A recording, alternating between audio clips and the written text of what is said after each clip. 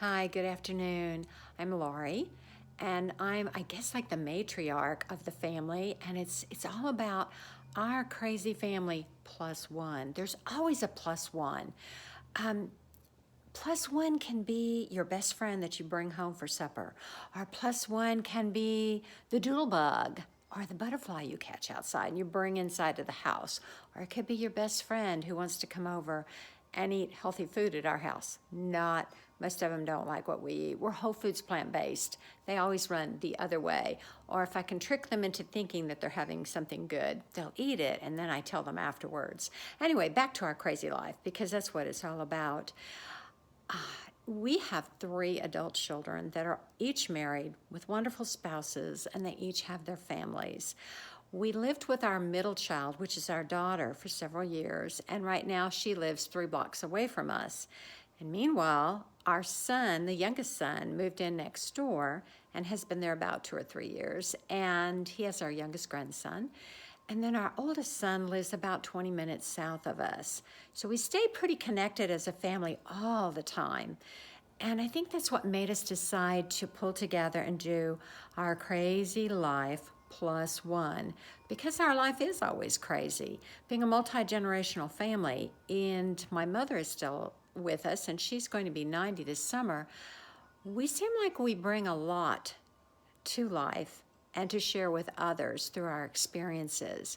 We have dealt with so many things, from my dad's Alzheimer's to obesity in the family, and dieting and finding healthy foods for the body, and trying to not always rely on medicine, but to rely on what you fuel and feed your body and the exercising you get. We also share so many common ideals about our faith in God, that God is in the center of all of our lives. So if any time one of us falls or gets into a deep hole and can't get out, or has just gotten so far, we rally around this person, and we help them find their way to climb back out of the hole. There's so many things that confront us nowadays in our lives, with all the social media and the influence of everything. We're bombarded with EMFs constantly throughout the day. If it's not in the kitchen from the stove or the microwave, it's going to be from YouTube blaring, or from your iPhone or your iPad, or if you're sitting in front of a computer. I think our bodies are just totally bombarded by EMFs all day, and possibly all night if you stay hooked up with an earphone to something, listening to music. We have the same, I think, trials and tribulations that other families do. We've buried a grandson at age 11. That had to be one of the hardest things. I have lost my dad about 6 years ago, and that was hard. But I think truly to lose an 11-year-old child from complications from the flu, and it was an incredible experience. And I think it has stayed with all of us and made us stronger as a family going through this. But we've gone through a lot of different things that other families have. And of course, there's some out there that have done things we haven't done.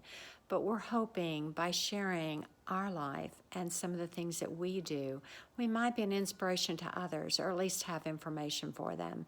We have had children with autism, Asperger's, triple X syndrome, my dad with Alzheimer's.